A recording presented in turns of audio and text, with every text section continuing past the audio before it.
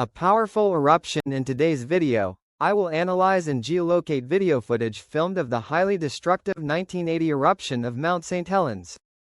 While the destructive eruption began at 8:32 a.m. on May 18, 1980, all of the footage shown in this video was recorded between 9:30 a.m. and 12:30 p.m. on the same day.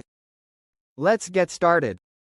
Pyroclastic flow analysis. What you are looking at is a superheated pyroclastic flow racing down the western slopes of Mount St. Helens during its catastrophic 1980 eruption. It can be difficult to get a sense of scale to determine the speed or size of the 800 degrees Fahrenheit or 427 degrees Celsius superheated gas current we are looking at, so I have geolocated this footage to determine its speed. Starting at around 1,200 feet or 366 meters west of what was at the time its newly formed collapsed scar rim, in only a time span of 3.34 seconds this pyroclastic flow advanced 105.54 meters or 346.26 feet. This translates to a speed of 70.7 miles per hour or 113.8 kilometers per hour. While still a high speed, this velocity is only in the lower to mid-range of typical pyroclastic flow speeds, which can range anywhere from 10 to 450 miles per hour. As it advanced across the landscape, everything organic was scorched in its path, and even if you were to have hypothetically been on a tall ridge you wouldn't have been safe, due in part to its height of 93.7 meters or 307.4 feet.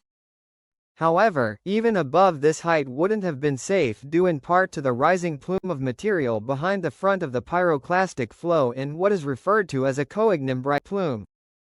Pyroclastic flows are not simply superheated gas currents, as they also contain dust, the house-sized blocks of lava, pumice, and ash moving at incredibly high speeds.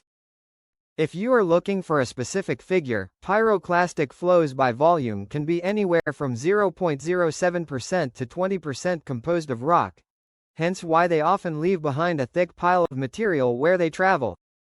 Coignimbrite plume. A coignimbrite plume simply involves slightly less dense and smaller sorted particles of pyroclastic flow material which are propelled upwards by a buoyant column of air. These coignimbrite plumes can be equally as destructive as the pyroclastic flow which created it, sometimes reaching several kilometers in height. In many images and videos of this Mount St. Helens eruption, you will note a distinctive Plinian eruption mushroom cloud. These mushroom clouds, if they are sustained, specifically if they reach above 20 kilometers or 65,600 feet in height, are a distinguishing feature of what are called Plinian eruptions.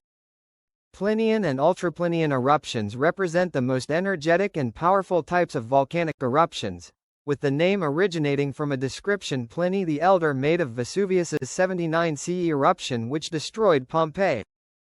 He likened the shape of the eruption plume to that of a stone pine tree, and you can definitely see the resemblance between the two. Mushroom cloud formation. So, how did a mushroom cloud form? Whenever an unusually energy-dense and hot plume is suddenly created from a point source, whether this be a powerful explosion or a large volcanic eruption, a hot and central plume will shoot upwards.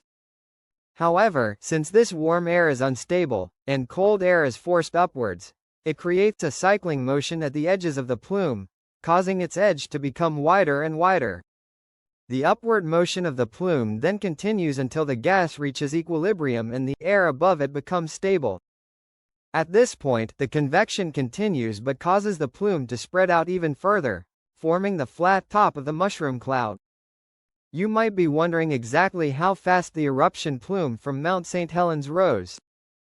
And, while it varies, in this video clip, a buoyant ash column which has a density of around 1.5 kilograms per cubic meter is rising at a rate of 68 miles per hour. This translates to an upward motion of 6,000 feet per minute. If you want to see more analysis of additional Mount St. Helens eruption footage, be sure to comment down below and let me know. As a final note, I would like to thank my new patron Larry Gilman for